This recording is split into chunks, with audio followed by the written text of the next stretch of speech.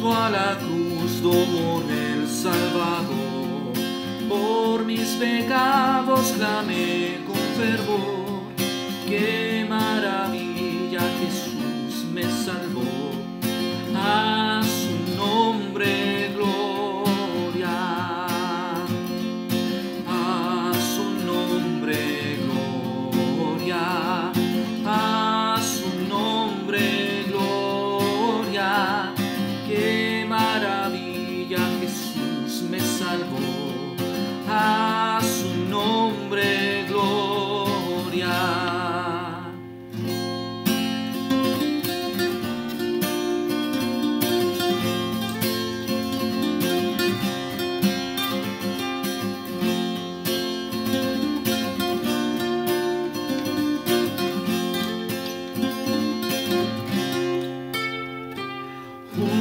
A la cruz recibí el perdón, limpio en su sangre es mi corazón, llena es mi alma de gozo y paz.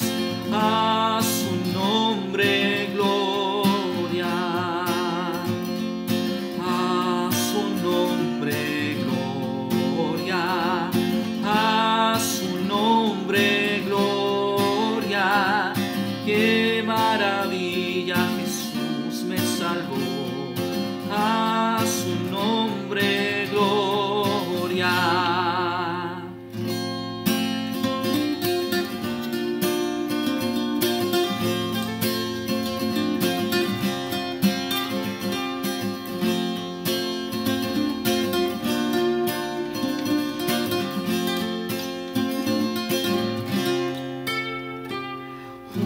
A la cruz hay un manantial de agua de vida, cual puro cristal.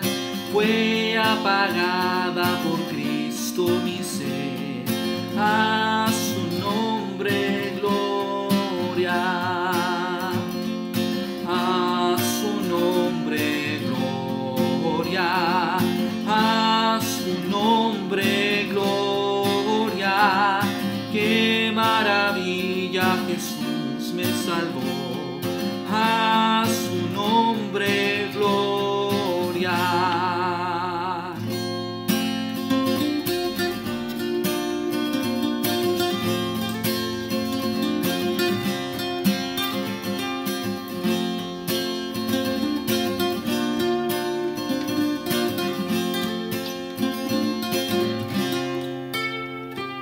Ven sin tardar a la cruz del Señor, allí te espera Jesús Salvador, allí de Dios hallarás el amor.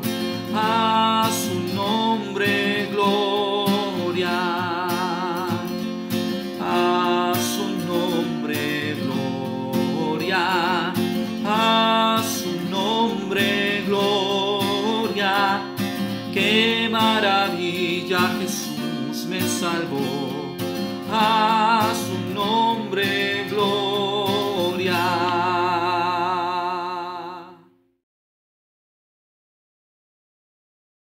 Muy buenas tardes, hermanos. Queremos en estos minutos dar los avisos pertinentes a la semana, pero antes que todo queremos dar gracias a Dios por su fidelidad y por su misericordia. Hasta ahora, a pesar de todo lo que hemos visto y como conocemos muy bien, sin querer ser reiterativos, Dios ha mostrado su gracia y su compasión al mantenernos con vida, al mantenernos firmes a través de todas las pruebas que hemos vivido en este tiempo. Queridos hermanos, queremos animar a cada uno de ustedes que estén atentos con sus familias a las Escrituras, a la predicación de este día. No olvide que la predicación es indispensable para el crecimiento de la iglesia. La palabra predicada, la palabra expuesta es necesaria para que cada uno de nosotros crezcamos en el conocimiento de nuestro Salvador. En segundo lugar, queremos, por supuesto, mencionar entonces los avisos pertinentes a esta semana. No olvide, querido hermano, que cada día lunes y martes están las clases de Instituto Bíblico. Si usted es alumno de Instituto Bíblico, no olvide mantenerse conectado a las clases y también al aprendizaje de las Escrituras. Esto es importante también, por supuesto, no solamente para llenarnos más de conocimiento, sino para que nuestros corazones y nuestras mentes sean transformadas a través de la preciosa palabra de Dios. Así que a los alumnos, a nuestros hermanos amados, a seguir adelante en el estudio de las Escrituras. También recordar que los días miércoles seguimos con las reuniones de oración a través de Zoom. Estamos a la espera de que pronto nos podamos volver a reunir de manera física. Posiblemente el pastor y los diáconos y los líderes van a reunirse o van a tener alguna reunión para planificar la forma en que nos vamos a reunir en un futuro, con las medidas pertinentes, con los cuidados pertinentes, pero en lo posible poder reunirnos físicamente semana tras semana. Así que hermanos, mientras tanto sigamos orando en las reuniones de oración, conéctese también a través de Zoom para que podamos seguir aprendiendo también de las Escrituras a través del Salmo 19. Se comenzó una nueva enseñanza en los Salmos, específicamente en el Salmo 119, y entonces eso va a ser precioso para la iglesia y para el crecimiento de ella. Queridos hermanos, también recordar las reuniones de jóvenes que se están realizando paulatinamente también a través del mes. Así que a los jóvenes también animarles a que sigan conectándose siempre en las reuniones de jóvenes que se realizan en el mes de septiembre. Así que hermanos, también manténganse conectados a estas reuniones. No olvide también la escuela dominical que se realiza todos los domingos. Todavía se está transmitiendo a través de Facebook y también de YouTube. Invitamos a nuestros hermanos a que animen a sus hijos a poder mantenerse conectados y a estar viendo las lecciones y las enseñanzas de la escuela dominical. Los maestros se preparan continuamente para poder tener el mejor material y la mejor enseñanza semana tras semana. Así que hermanos, también recordar las clases de escuela dominical de todos los domingos. También no olvidar que tenemos los cultos a través de a través de YouTube y también a través de Facebook. Así que hermanos, también no olviden en mantenerse conectado y estar atento entonces al culto, a la predicación. Esto es indispensable para el crecimiento de cada uno de nosotros. Bueno, hermanos, sigamos orando y sigamos manteniéndonos firmes en la fe, que sabemos que Cristo nuestro Salvador pronto volverá y pronto estará con nosotros y estaremos con Él por la eternidad. Damos gracias a Dios por todo y le glorificamos en Cristo. Que Dios les bendiga a cada uno de ustedes.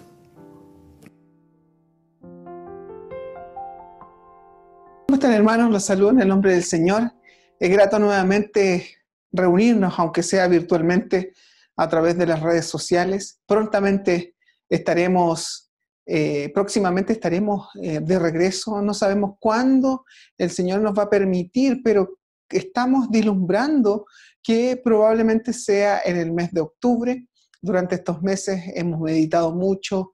El Señor ha obrado mucho en nuestras vidas y principalmente en el área espiritual. Confiamos en el Señor que salgamos de la comodidad de nuestras casas y podamos reunirnos, no de la forma normal como lo hacíamos antes. Vamos a tratar de cumplir con todos los protocolos, pero sí el Señor en su gracia nos va a permitir juntarnos nuevamente. Estamos pensando, como les dije delante, en el mes de octubre, así que al principio vamos a estar comunicando las fórmulas en las cuales estamos ya planificando un retorno seguro y claramente que glorifique al Señor. Confiamos en el Señor, que Dios en su gracia en Chile permita que las iglesias tengan la libertad. Sabemos que la iglesia es esencial y seguimos orando por diferentes pastores a lo largo del mundo, principalmente pastores en los Estados Unidos que han visto en algún momento algunas dificultades, principalmente por resistencia de algunos gobernadores de sus estados. Pero confiamos en el Señor que Chile va a tener las puertas abiertas a que nosotros podamos juntarnos libremente como la palabra de Dios nos muestra. Hoy día vamos a seguir con el estudio de Romanos. Tuvimos una pequeña pausa la semana pasada. La idea era motivarlos a a confiar en el Señor, a motivarlos a entender la profundidad de la palabra de Dios en el libro de Filipenses, que nos dice que era importante seguir mirando a Cristo, el que comenzó la buena obra en nosotros la va a seguir, y claramente esto va a ser muy importante para nuestras vidas. El día de hoy vamos a seguir con el estudio del libro de Romanos. Hoy día nos vamos a dedicar en el capítulo 5, versículos 13 y 14, solamente estos dos versículos. Hoy día vamos a seguir con la introducción que estuvimos viendo hace unas semanas atrás, principalmente el tema de la doctrina de la imputación del pecado. Hoy día vamos a ver, seguimos viendo la trascendencia de la caída del ser humano, la introducción a la doctrina de la imputación. Las semanas anteriores estuvimos viendo el impacto del pecado de Adán, cómo Adán traspasó el pecado y cómo el pecado entró en el mundo y también de alguna forma traspasó la muerte a todos. Ahora, hoy día vamos a dedicarnos en el punto 2, lo vamos a distribuir en dos versículos, el versículo 13 y el versículo 14, en donde nos va a mostrar el periodo antes de la ley, la figura de Cristo. El periodo antes de la ley, la figura de Cristo. Cómo Cristo es prefigurado de alguna forma y que nos va a mostrar esta comparación entre Adán y Cristo, cómo son comparados y cómo van a mostrarse de una forma figurativa Cristo también. Entonces, hoy día vamos a leer entonces los versículos 12, 13 y 14 y como dije, nos vamos a dedicar al versículo 12, 13 y 14. Dice así la Escritura en el versículo 12 de Romanos, capítulo 5, dice: por tanto, tal como el pecado entró en el mundo por un hombre y la muerte por el pecado, así también la muerte se extendió a todos los hombres, porque todos pecaron. Pues antes de la ley había pecado en el mundo, pero el pecado no se imputa cuando no hay ley. Sin embargo, la muerte reinó desde Adán hasta Moisés, aún sobre los que habían pecado con la transgresión semejante a la de Adán, la cual es figura del que había de venir. Oremos al Señor. Padre, yo te pido, Señor, que en este día, que es un día especial, en el Día del Señor, en donde nos podemos reunir de esta forma virtual, sigamos haciendo iglesia. Pido por cada uno de mis hermanos para que esté confiando en ti, que nos podamos reunir frente al televisor y podamos disfrutar de un sermón dominical junto a las familias.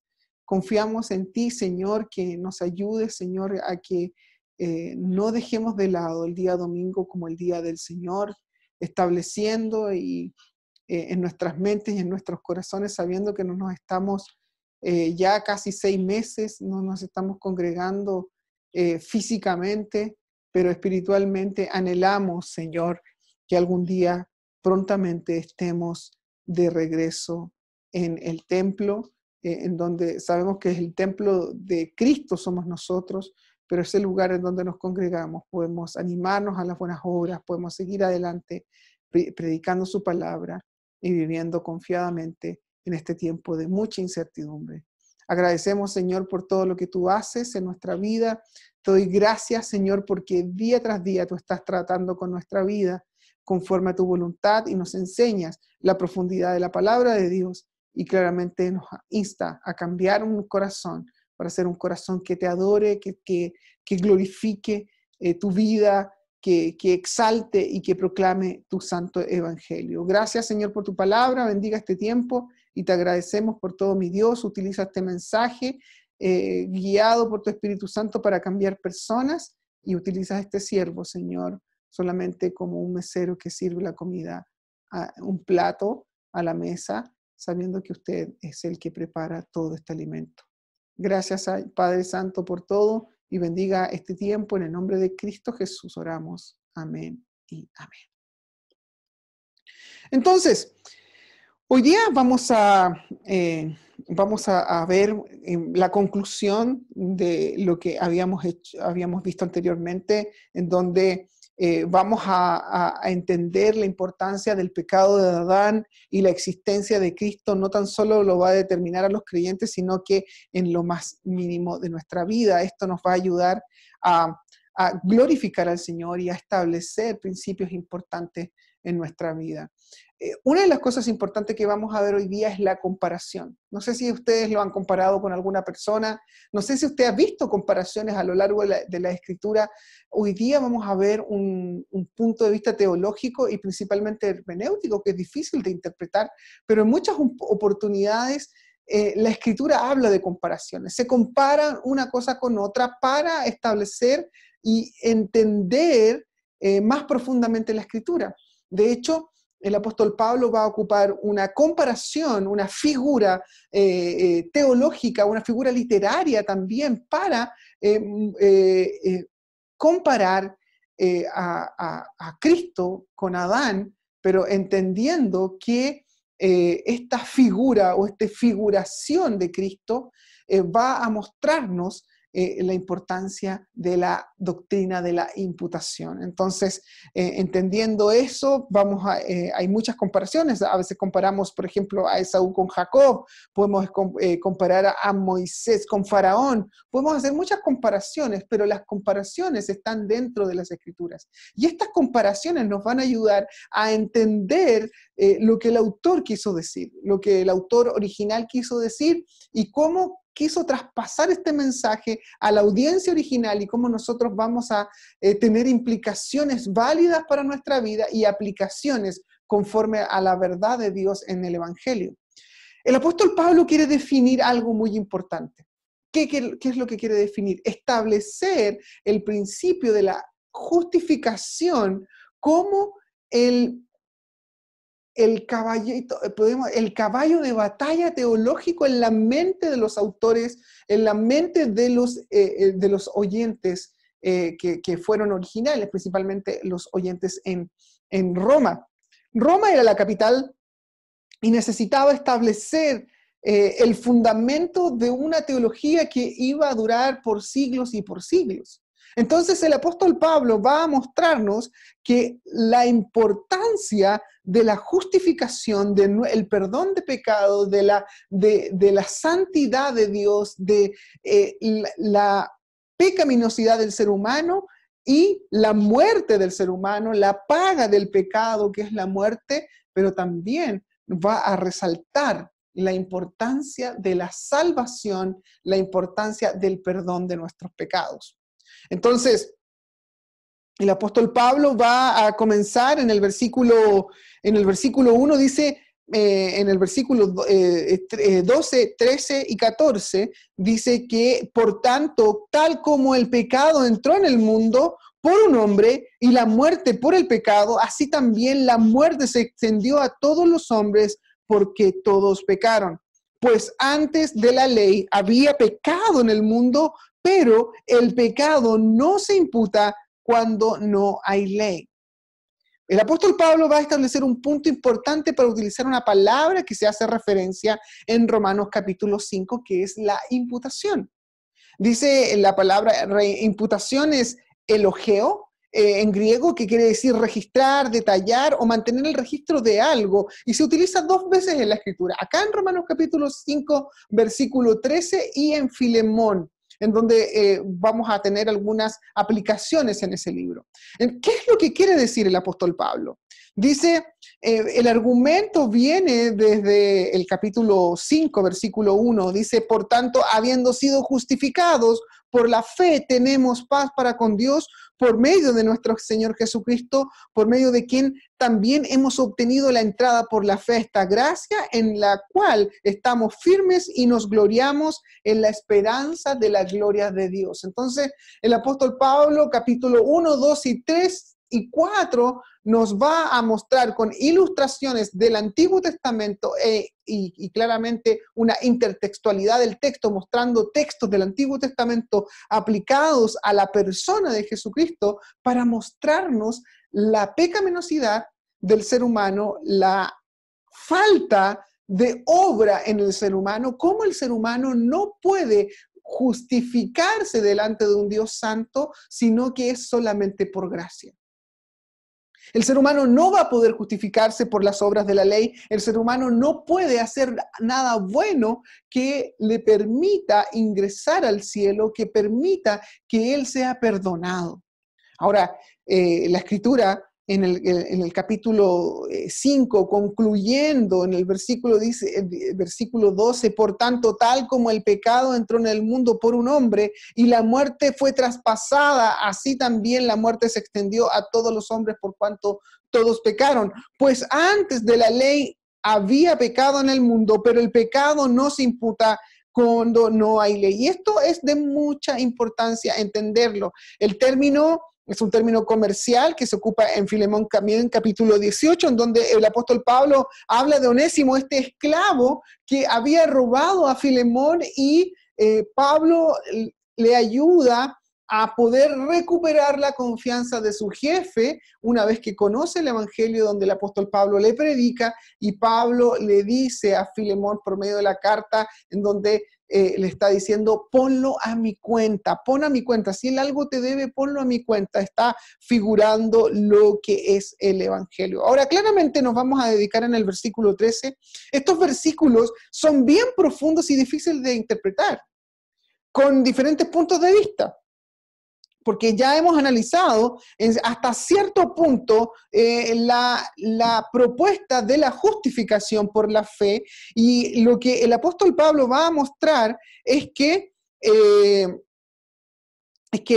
claramente hay algún problema en la interpretación. Por ejemplo, si la transgresión no existiese fuera de la ley, ¿cómo puede ser cierto que aquellos que nunca poseyeron la ley pecaron? Entonces hay algunos que van a interpretar en el versículo 13 diciendo que cuando no había ley, pues antes de la ley había pecado en el mundo, pero el pecado no se imputa cuando no hay ley. Entonces muchos van a interpretar este texto diciendo que si no hay ley, por tanto no se va a inculpar de pecado. Ahora, esa es una forma literal de leer el versículo 13, que está bien. El versículo 13 está diciendo que cuando no hay ley, no había pecado en el mundo, por lo tanto, no se va a cobrar o no se va a poner a la cuenta de alguien si no hay ley. Entonces, muchos van a tratar de interpretar este texto al alero del versículo 13 en forma individual. El versículo 13 nos está diciendo, entonces, si no tenemos la ley de Dios, ¿qué va a pasar con Moisés? ¿Qué va a pasar con todos los que con los de Adán hasta Moisés, que pecaron sin tener la ley escrita? ¿Cómo vamos a juzgarlos? Entonces, este texto, algunos han visto una referencia a los bebés que mueren. Por ejemplo, John Piper dice en un libro escrito en el año 2002, dice que los bebés mueren a pesar de que no transgreden una ley revelada. Es una lectura fascinante, ¿o no? Aunque fascinante, tiene algunos defectos. Cualquier apelación a los niños está ajena a la intención del texto. Pablo no está hablando del texto, no está diciendo que los niños están involucrados acá. Podemos sacar otra doctrina de otros lugares de la Escritura, pero el apóstol Pablo no está diciendo eso. Entonces es fascinante entender esto, pero si quisieras concentrarse en los niños, no había un intervalo entre Adán y Moisés en el versículo 14. Su preocupación no es explicar a los niños que mueren en la infancia, como dice Piper, sino que el verdadero problema acá, algunos piensan que es una confusión de pensamiento, pero en realidad no es así. No es que Pablo está diciendo en unos versículos anteriores que cuando todos pecaron, pero los que no tuvieron ley antes de Moisés, no hay transgresión.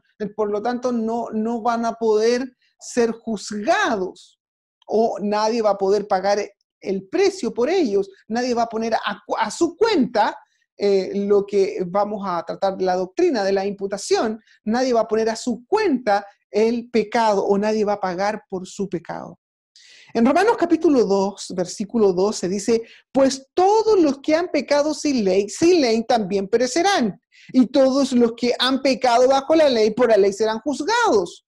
Entonces nos está diciendo una confusión. Nos está diciendo en el capítulo 2, versículo 12, que los que sin ley pecaron también sin ley perecerán, entonces van a morir de la misma forma. Pero en el versículo 13 del capítulo 5 dice, pues antes de la ley había pecado en el mundo, pero el pecado no se imputa cuando no hay ley. Entonces hay una especie de contradicción en estos versículos. Por ejemplo, un autor liberal, Bullman, dice lo siguiente: cree que Pablo está confundido aquí, mostrando la evidencia del capítulo 2, versículo 12 y el capítulo 5, versículo 13. Cree que está confundido. Pablo afirma que el pecado no se cuenta aparte de la ley y luego afirma que la gente muere de todos modos. Si la gente realmente muere a causa de su propio pecado, como lo dice Romanos capítulo 2, versículo 12, entonces la afirmación de que el pecado no se cuenta aparte de la ley es un tecnicismo que prácticamente no tiene sentido, es contradictorio.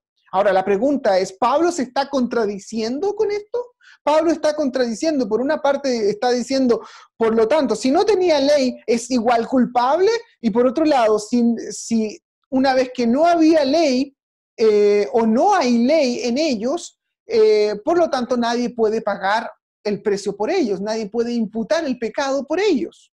Ahora, lo que debemos ver en estos versículos lo debemos ver como un todo, en el versículo 13 y versículo 14. Pablo comienza en el versículo 13 afirmando que el pecado estaba en el mundo antes de la ley. Claramente, desde Adán hasta nosotros hay pecado. Segundo, Pablo comenta que el pecado no se toma en cuenta cuando no hay ley. Eso está claro. Tercero, hay un comentario que no significa que el pecado no existe sin la ley, porque eso contradeciría lo que el versículo 13 nos dice. Entonces hay una supuesta contradicción, pero tampoco significa que sin ley el pecado está exento de castigo. Ya lo hemos visto en Romanos capítulo 2, versículo 12, donde se saca la conclusión opuesta, que los que pecan sin ley perecerán por su desobediencia. Entonces, ¿cuál es la solución acá? Hay una aparente contradicción y que los liberales están diciendo que Pablo se equivocó, y si Pablo se equivocó, la palabra de Dios no es suficiente, no es inerrante, por lo tanto contiene errores. Pero no es así.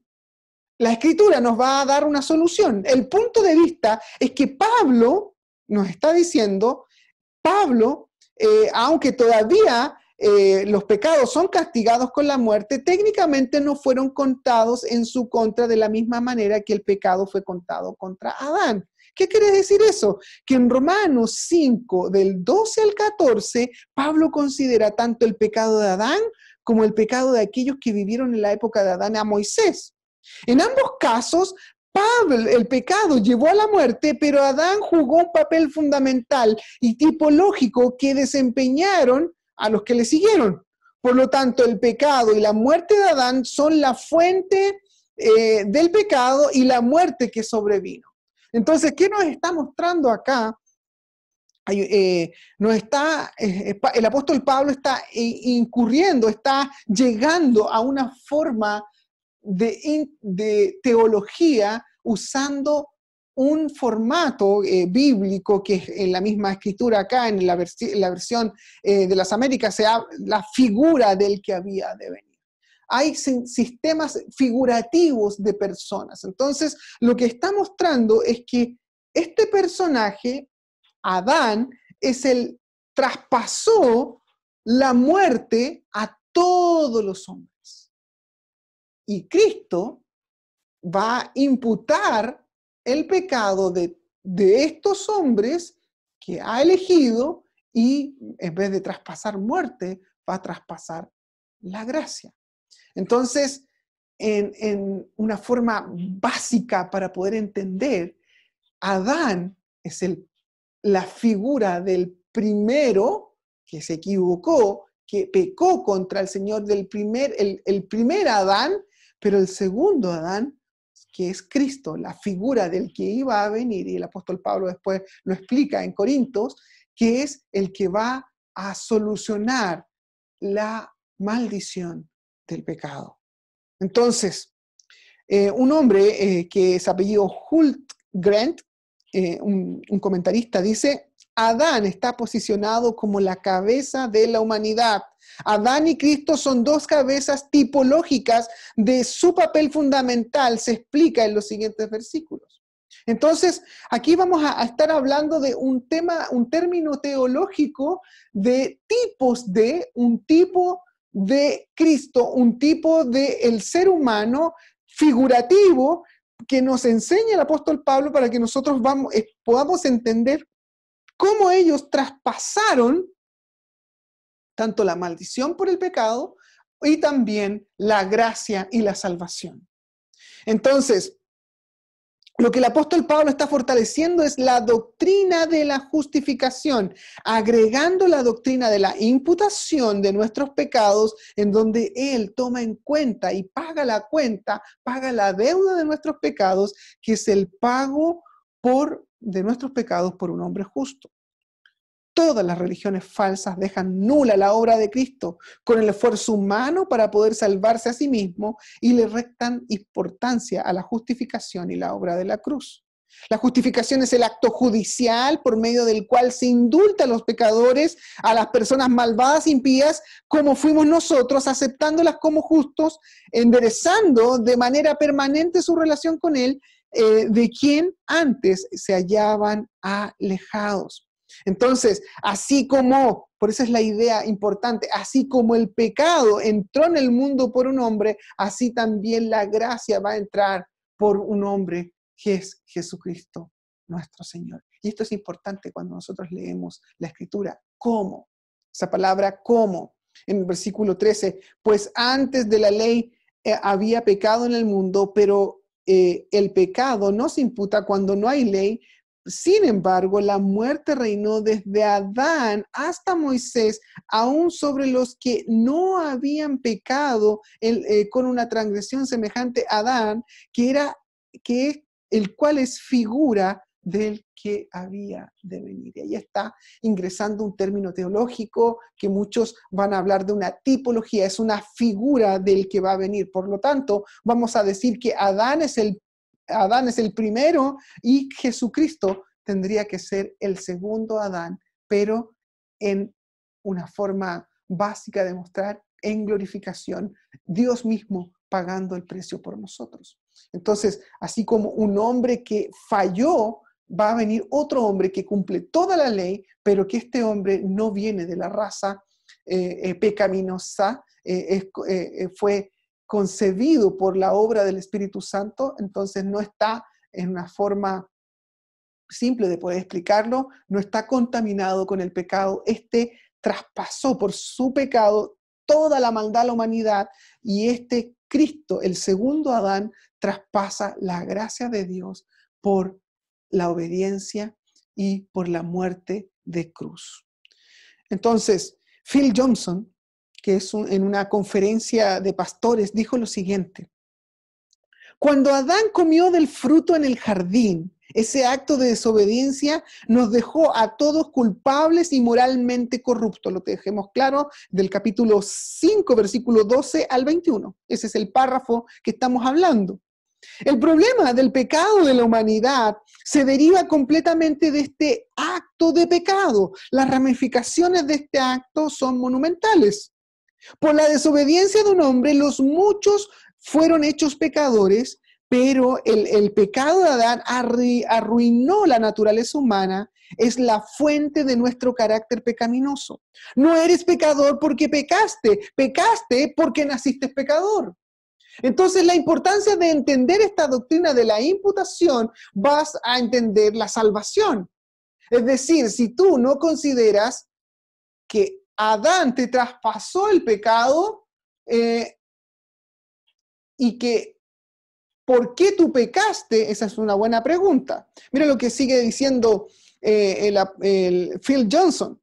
Estamos caídos desde el momento de nuestra concepción en el útero. Y la razón de esto se puede rastrear desde la rebelión de Adán y su culpa es imputada a su descendencia y la desobediencia de Adán hizo que todos sus descendientes estuvieran sujetos a juicio. Entonces, ¿Qué nos traspasa? ¿Qué nos imputa? ¿Qué nos traspasa a Adán? Nos traspasa el pecado y por ende la muerte. Todos somos pecadores porque venimos de la descendencia de Adán, porque Adán pecó, por lo tanto nosotros somos culpables. Entonces es una buena pregunta, es una pregunta teológica difícil de responder. Muchos me han preguntado, ¿qué culpa tengo yo por nacer? ¿Qué culpa tengo yo de haber nacido si yo no estaba cuando pecó Adán?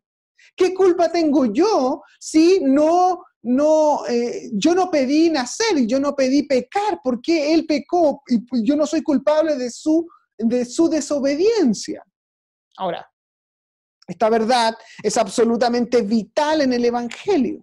Este principio de la imputación explica cómo Cristo pudo haber llevado nuestros pecados. Si intentas eliminar esta doctrina, no podrás darle sentido a tu salvación y al pecado.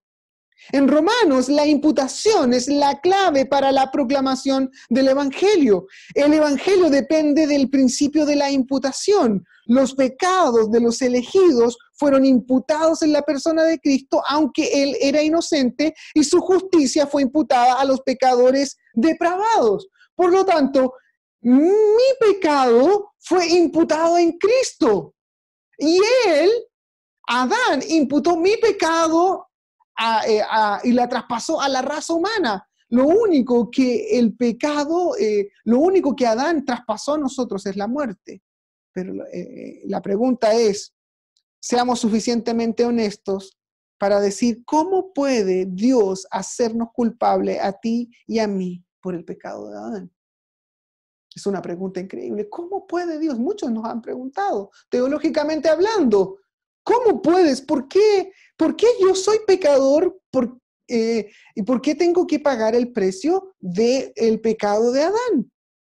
Recuerde, de la misma pregunta yace en el corazón de la justificación. ¿Cómo se nos puede conceder el mérito de la justicia de Cristo si yo he pecado y Él no pecó? Es al revés. ¿Cómo puede? ¿Cómo nos puede conceder el mérito de la justicia? Así, de la forma en que Adán traspasó a la humanidad la muerte y el pecado, de la misma manera, Cristo imputa su justicia a nosotros, declarándonos libres de pecado. Tu vida depende del principio de la imputación. El juicio de Dios parece extraño, puesto que declarar justo a pecadores daría la impresión de ser una acción injusta por parte del juez, incluso en su propia ley. Dios lo prohíbe. En Deuteronomio capítulo 25, versículo 1, si hay pleito entre dos hombres, van a la corte, dice, y los jueces deciden el caso y absuelven al justo y condenan al culpable. Yo soy culpable, entonces necesito pagar el precio. Ahora, ¿cómo no pago el precio? ¿Cómo no tengo que pagar el precio? Porque uno pagó el precio por mí. Eso es increíble. Eso es la gracia de Dios.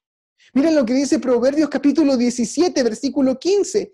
El que justifica al impío y el que condena al justo, ambos son abominación al Señor. Si usted justifica al impío y condena al justo, ambos son abominación al Señor.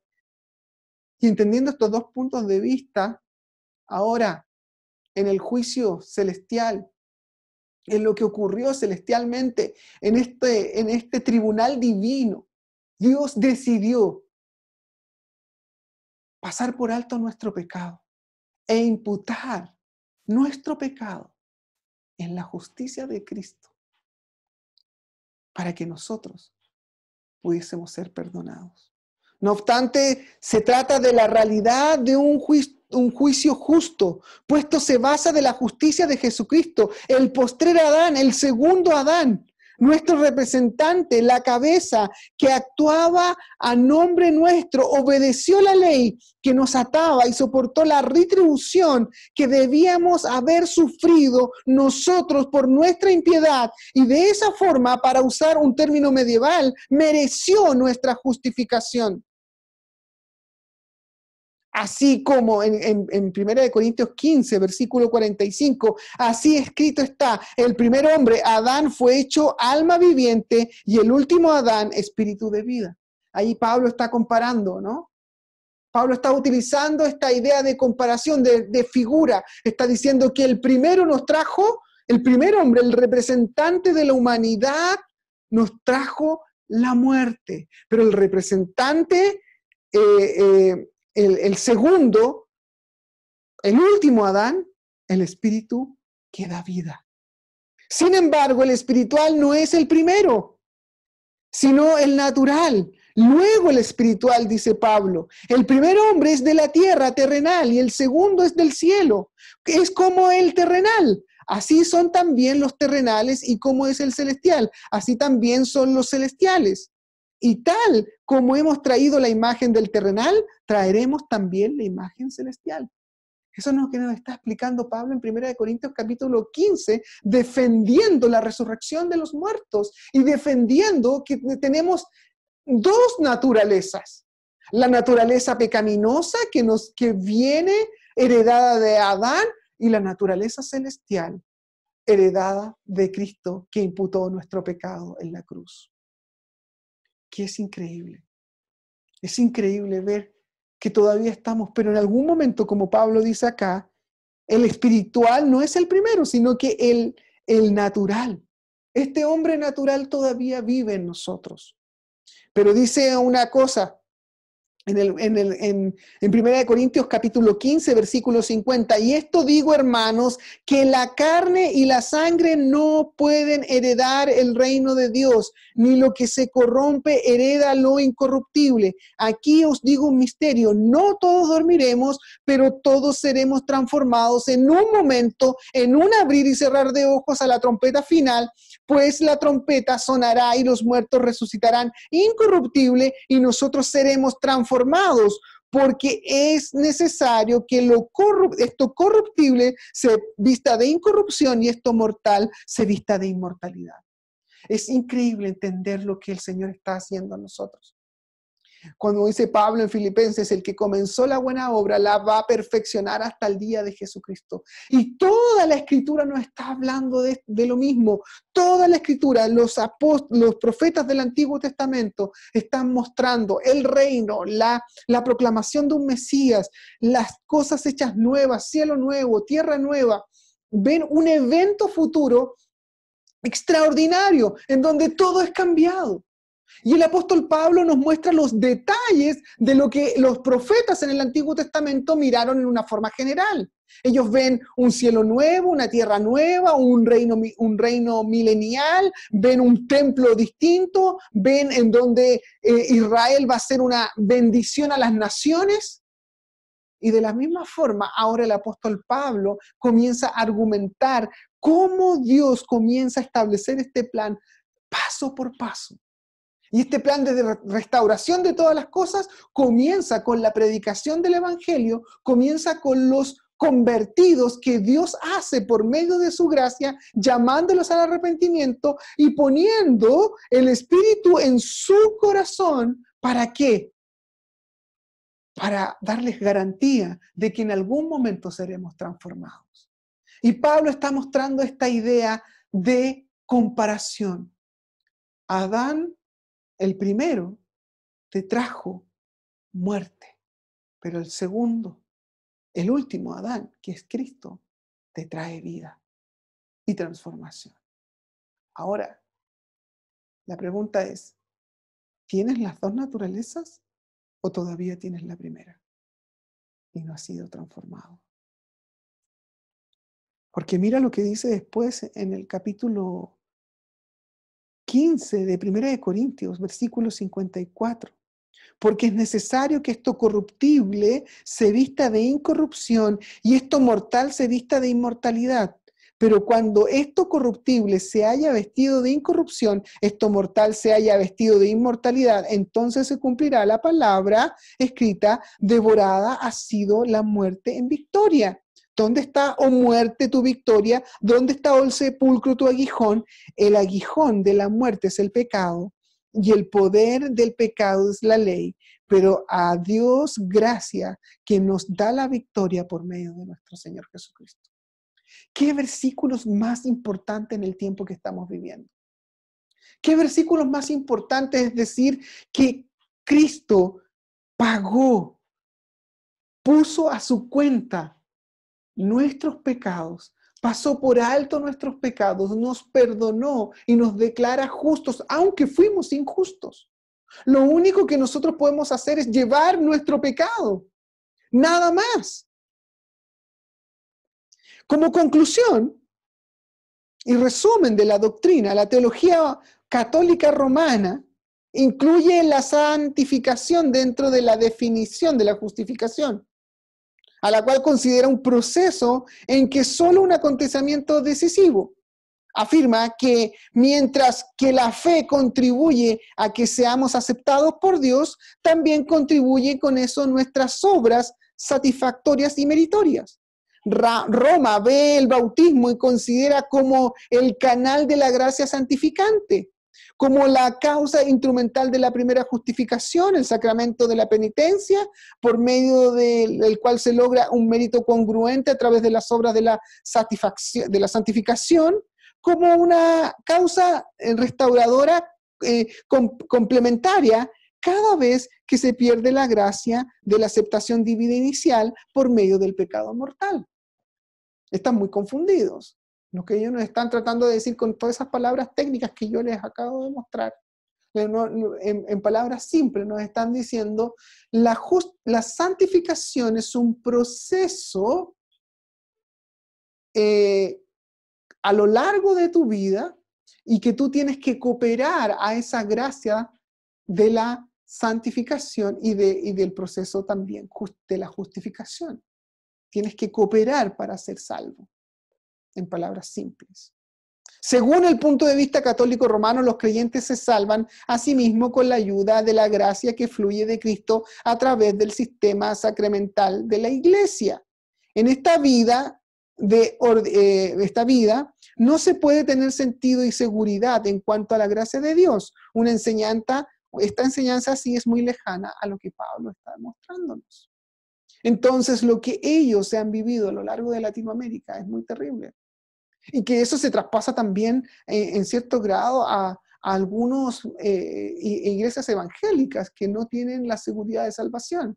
Sí, los creyentes se salvan a sí mismos con la ayuda de la gracia que fluye a través del sistema de la iglesia, por lo tanto te mantienen cerca de la congregación, cerca de lo que está ocurriendo y claramente podrían quedar fuera si no cumplen con los sacramentos de la iglesia. Ahora, ¿qué pasa? Y esto es increíble. ¿Qué pasa con todos esos pastores que decían que tú tenías que venir el lunes, el martes, el miércoles, el jueves, el viernes? Tienes que estar en tal lugar para no perder tu salvación. Hermano, ven a tal lugar, haz esto para no perder tu salvación. ¿Y ahora qué pasa con la pandemia? Entonces perdieron toda su salvación. En 6 meses en donde están no salvos. ¿Por qué? Porque no se congregaron. Y de la misma manera, esto lo hace la Iglesia Católica. ¿Qué pasa con los sacramentos? ¿Qué pasa con el bautismo? ¿Hay 6 meses en los cuales hay oscuridad en el mundo? No, hermanos. No es así. Según ese punto de vista, los creyentes se salvan con la ayuda de la gracia que fluye a través del sistema de sacramentos de la iglesia. Entonces, es herejía, porque la Biblia nos muestra claramente que Cristo cumplió todo y nos pagó el precio. La Biblia habla de una elección, que es el conocimiento previo de Dios. Dios escoge a algunos para salvación. Habla de un llamamiento eficaz, el nuevo nacimiento, la regeneración, la conversión o el arrepentimiento y fe y la justificación, declarado un estatus legal delante de Dios. El llamamiento, la conversión y la justificación y la adopción y la santificación ocurren en un momento determinado. Y ese momento es cuando la gracia de Dios hace una obra extraordinaria en la vida del creyente. Posteriormente viene la perseverancia del creyente, en donde permanece en Cristo, y posteriormente es lo que Pablo explica en 1 Corintios capítulo 15, la glorificación, el recibir el cuerpo de resurrección, ser transformados. Entonces, podemos concluir que hay tres procesos de la imputación. La imputación del pecado de Adán hacia la raza humana, que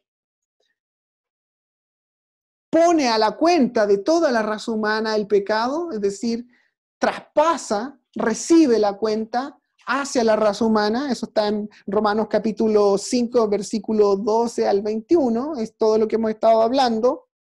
Después viene el pecado del hombre a Cristo. Yo traspaso mi pecado a Cristo. Y después viene la imputación de la justicia de Cristo a los creyentes. Miren lo que dice, ya hemos leído capítulo 5, versículo 12, en 2 Corintios 5, 19. Saber que Dios estaba reconciliando al mundo consigo mismo, no tomando en cuenta a los hombres sus transgresiones, y nos ha encomendado a nosotros la palabra de la reconciliación. Entonces eso quiere decir que el pecado del hombre fue imputado a Cristo. Él mismo llevó nuestros pecados en su cuerpo sobre la cruz a fin de que muramos al pecado y vivamos a la justicia, porque por sus heridas fuimos sanados. Qué importante esta palabra de la palabra imputación. Entonces, en 2 Corintios 5, 21 dice, al que no conoció pecado, le hizo pecado por nosotros para que fuéramos hechos justicia de Dios en él. La imputación de la justicia de Cristo a los creyentes son una de las doctrinas más importantes del Nuevo Testamento para entender la doctrina de la salvación. La relación con la identificación de los creyentes con Cristo, la posición que tienen en Cristo y su participación de la muerte.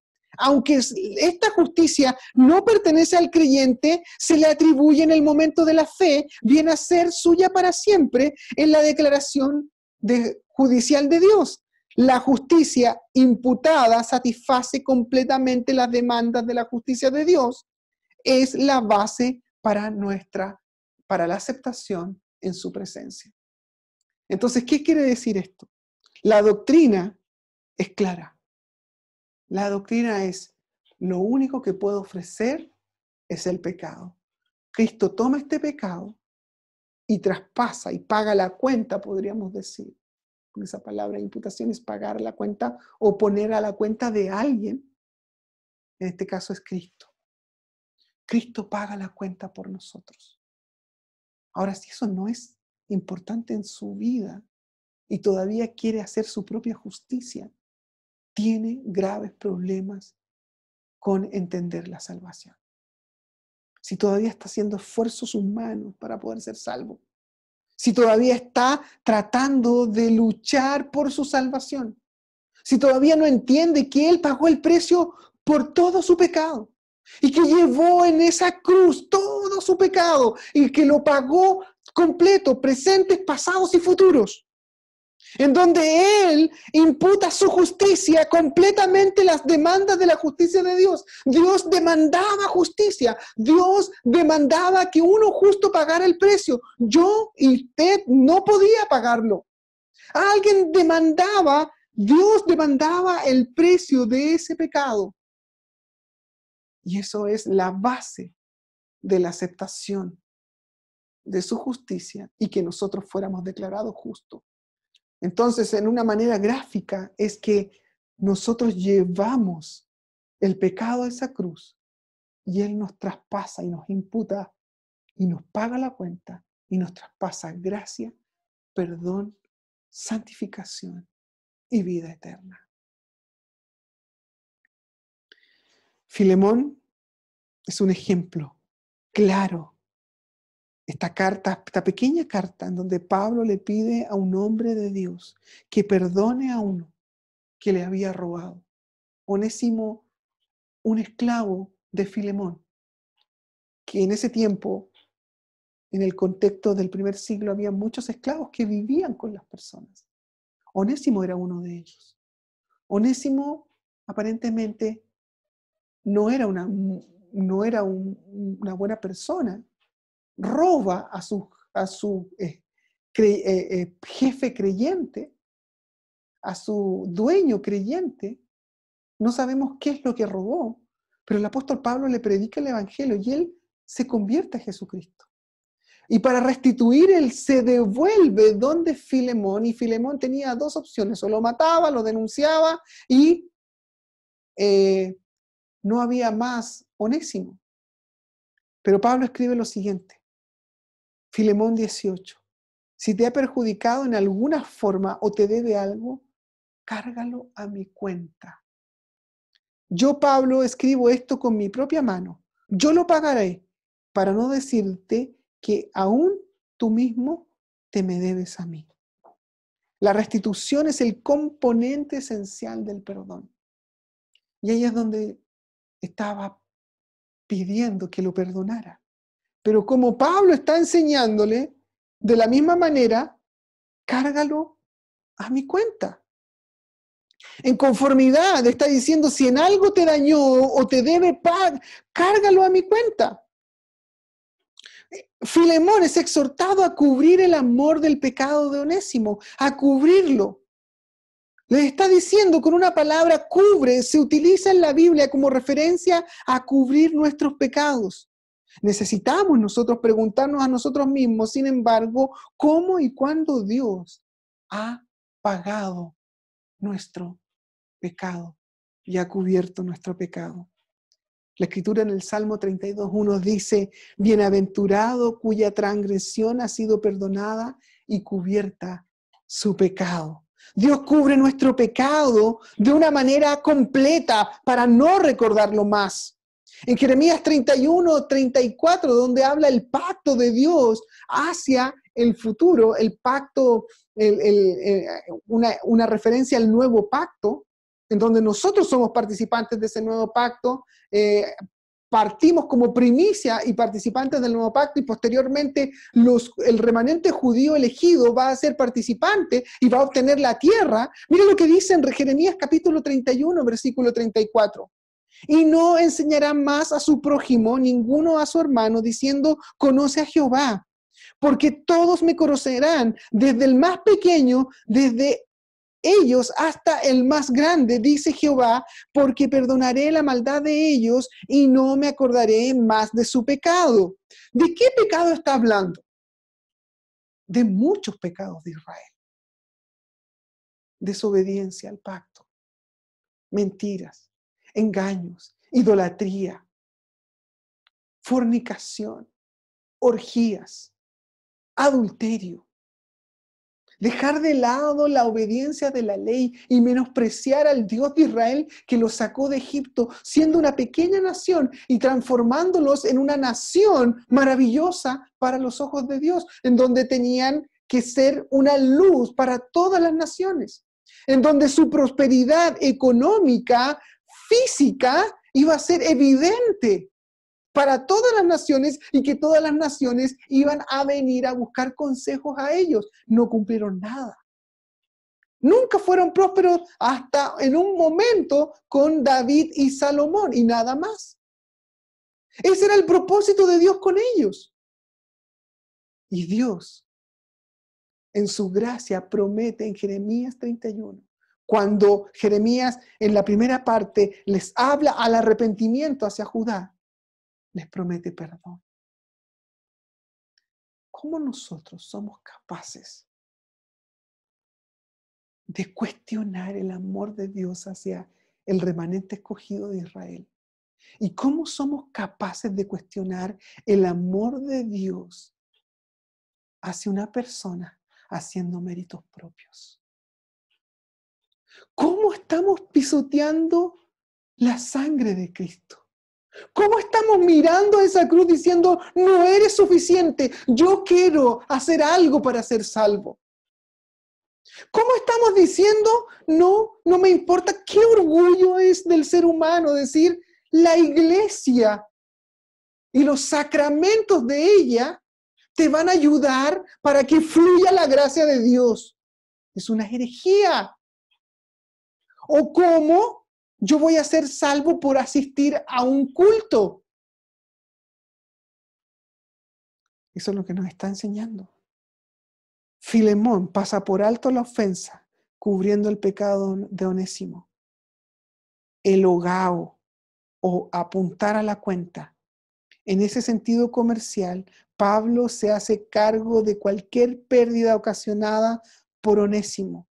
De la misma forma, en su muerte, en nuestro Señor Jesucristo pagó la pena de todos nuestros pecados que merecíamos mediante el sufrimiento como un sustituto hacia nuestro favor. La justa ira de Dios de nuestros pecados provocaron que Dios ejerciera un siervo sufriente pagando el precio por nosotros. Él cargó el pecado de todos nosotros, dice Isaías.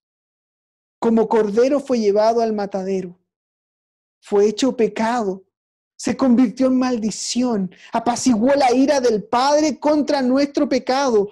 Por ese sacrificio suficiente, la provisión de la justicia de Cristo considerada nuestra, nosotros que llevábamos pecado, somos perdonados y nosotros somos reconciliados con Cristo, con Dios. Esto es lo que hace la cruz. Juan capítulo 1, versículo 29. Al día siguiente vio Juan a Jesús que venía a él y le dijo: he aquí el Cordero de Dios que quita el pecado. No dice, mira, parte del pecado fluye por medio de la iglesia para que tú hagas algo y esfuerzo para poder salvarte. 1 Corintios capítulo 5, versículo 7, limpiaos pues de la vieja levadura para que seáis nueva masa sin levadura como sois, porque nuestra Pascua, que es Cristo, ya fue sacrificada por nosotros. Cristo es nuestra Pascua. Él es el sacrificio perfecto para perdonar y sacar todo nuestro pecado. 2 Corintios 5, 21, al que no conoció pecado, por nosotros lo hizo pecado, para que nosotros fuésemos hechos justicia de Dios en él. Gálatas 3:13, Cristo nos redimió de la maldición de la ley, hecho por nosotros maldición, porque escrito está: maldito todo aquel que es colgado en un madero. Hebreos 2:17, por lo cual debía ser en todo semejante a sus hermanos, para venir a ser misericordioso, fiel sumo sacerdote, en lo que Dios se refiere, para expiar los pecados de su pueblo. Romanos 5:10, porque siendo enemigos fuimos reconciliados con Dios por la muerte de su Hijo, mucho más estamos reconciliados, seremos salvos por su vida. Romanos 3:25 al 26, a quien Dios puso como propiciación por medio de la fe en su sangre para manifestar su justicia a causa de haber pasado por alto en su paciencia los pecados pasados, con la mira de manifestar en este tiempo su justicia, a fin de que él sea justo al que justifica al que es de la fe de Jesús. ¿Alguna duda de que la salvación se pierde? ¿Alguna duda de que necesita hacer algo para ser salvo? Lo que necesita hacer es entender que usted es un pecador que va al infierno y que necesita pedir por favor misericordia, que Dios tenga misericordia de usted, porque usted tiene todo un cerro más grande que la montaña de los Andes de pecado y que su justicia no es ni siquiera comparable con lo que hizo Cristo en esa cruz por nosotros. Por lo tanto, no puede salvarse a sí mismo. Cristo pagó la deuda. Él está dispuesto a pagar la deuda y sufrir las consecuencias del pecado, la ira de Dios, para reconciliar a alguien. Perdonar significa sufrir por amor a otro, para llegar a una reconciliación. En realidad, eso es lo que Cristo hizo por nosotros. Pagó injustamente su deuda para que usted sea perdonado. Solo un perdonado puede perdonar. Si usted usted dice no siento perdonar, es que no reconoce la obra de Cristo. Solo un perdonado puede perdonar. Si usted no siente perdonar, no reconoce la obra de Cristo. ¿Quién es usted para sentir perdonar. Si usted es un cristiano verdadero y genuino, puede abrir su libro de su vida y contar en cada página un pecado. Y abrir el libro de Cristo en blanco. Y es traspasado todo su pecado. Mi pecado en esa página para ser perdonado. En esa cruz. La cruz, el inocente justo cargó el pecado de su pueblo. Fue aplastado bajo la ira de Dios. Soportó el castigo en su lugar, quitando su pecado. Así que si niega la naturaleza de la cruz, carga la ira sustitutiva, que es el núcleo central de la fe cristiana. Si no entiende eso, por favor, diga, no soy cristiano mejor. Diga, no soy un cristiano. Porque si usted está haciendo méritos para poder salvarse, sea honesto consigo mismo, porque no tiene fe. Y si eso es una esperanza, porque si usted está pensando que es un cristiano, venga en arrepentimiento el día de hoy, por favor, para que le pida misericordia a Jesús y que le perdone su pecado. Gracias al Señor por cargar a su cuenta nuestro pecado, el perdón inmerecido. Adán trajo la muerte, pero Cristo el perdón del pecado. Gracias por ese segundo Adán que nos da vida eterna. Es una exposición del Evangelio increíble. Pablo va a mostrar la importancia del Evangelio. ¿Cómo está usted? ¿Qué está pasando en su vida? ¿Está perdonando a otros? ¿Está pasando por alto el pecado de otros? Cuando usted siente no perdonar, en realidad está viviendo por sentimientos. Pero cuando usted entiende lo que Cristo hizo por usted, le va a ser muy fácil perdonar. Le va a ser muy fácil pasar por alto. Así como Cristo pagó el precio por nosotros, así como Cristo perdonó nuestro pecado, perdonemos a otros. Adán es la figura que trae muerte. Cristo es el segundo Adán que trae bendición y vida eterna. Y de eso es lo que Pablo habla, la imputación. Él imputa el pecado hacia nosotros, pero Cristo imputa y paga la cuenta por nosotros para ser salvos. Hermano, hermana, fortalezca su fe. Perdone. Va a ser perdonado. Ame como Cristo la amó. Sea libre de ese pecado, porque Cristo ya pagó el precio. Y como dice un poquito más adelante, terminando todo este contexto, ¿qué diremos pues? ¿Continuaremos en el pecado para que la gracia abunde? De ningún modo, dice Pablo en el 6:1. Nosotros hemos muerto al pecado, ¿cómo viviremos aún en él? ¿Sabéis que todos los que hemos sido bautizados en Cristo Jesús hemos sido bautizados en su muerte? Por tanto, hemos sido sepultados por medio del bautismo para su muerte, a fin de que como Cristo resucitó entre los muertos, por la gloria del Padre, así también nosotros andemos en novedad de vida. De la misma forma, espiritualmente, usted murió, resucitó, y ahora anda en novedad de vida como Cristo, porque algún día va a ser transformado este cuerpo. Mientras tanto usted vive, no viva en el pecado. Perdone, ame, viva por Él y para Él. Mire lo que dice en el versículo 12 del 6. Por tanto, no reine el pecado en vuestro cuerpo mortal, para que no obedezcáis a sus lujurias, Ni presentéis pues los miembros de vuestro cuerpo al pecado como instrumento de iniquidad, sino presentaos vosotros mismos a Dios como vivo entre los muertos y vosotros a miembros a Dios como instrumento de justicia, porque el pecado no tendrá dominio sobre vosotros, pues no estáis bajo la ley, sino bajo la gracia. Viva para la gloria de Dios. Gracias por esta imputación. Gracias por haber perdonado el pecado. Oremos al Señor. Padre Santo, te damos gracias por tu palabra. Gracias por aprender doctrina, pero también aplicarlo a nuestra vida, Señor. Yo te pido, Señor, por cada persona que está escuchando este mensaje,